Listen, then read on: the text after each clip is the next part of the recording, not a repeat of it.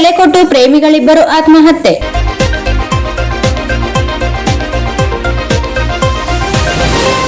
ಶಹಾಬಾದ್ ತಾಲೂಕಿನ ದೇವನತೆಗನೂರು ಗ್ರಾಮದಲ್ಲಿ ಯುವಕ ಮತ್ತು ಅಪ್ರಾಪ್ತೆ ಬಾಲಕಿ ರೈಲು ಹಳಿಗೆ ತಲೆಕೊಟ್ಟು ಆತ್ಮಹತ್ಯೆ ಮಾಡಿಕೊಂಡಿರುವ ಘಟನೆ ಗುರುವಾರ ಬೆಳಗ್ಗೆ ನಡೆದಿದೆ.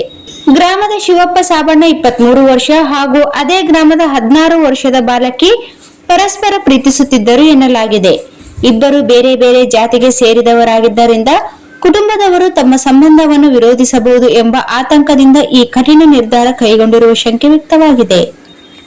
ಗುರುವಾರ ಬೆಳಗ್ಗೆ ಗ್ರಾಮದ ಸಮೀಪದ ರೈಲು ಹಳಿಯ ಮೇಲೆ ಇಬ್ಬರು ಆತ್ಮಹತ್ಯೆ ಮಾಡಿಕೊಂಡಿರುವುದು ಬೆಳಕಿಗೆ ಬಂದಿದೆ. ಘಟನೆ ತಿಳಿಯುತ್ತಿದ್ದಂತೆ ಸ್ಥಳಕ್ಕೆ ಪೊಲೀಸರು ಭೇಟಿ ನೀಡಿ ಪರಿಶೀಲನೆ ನಡೆಸಿದ್ದಾರೆ. ಈ ಸಂಬಂಧ ವಾಡಿ ರೈಲ್ವೆ ಪೊಲೀಸ್ ಠಾಣೆಯಲ್ಲಿ ಪ್ರಕರಣ ದಾಖಲಾಗಿದ್ದು ಪಿಎಸ್ಐ ವೀರಭದ್ರಪ್ಪ ನೇತೃತ್ವದಲ್ಲಿ ತನಿಖೆ ಮುಂದುವರೆದಿದೆ.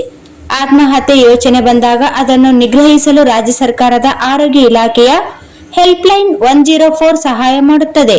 ಅದರ ಜೊತೆಗೆ ಟೆಲ್ -14416 ಅನ್ನು ಸಂಪರ್ಕಿಸಬಹುದು.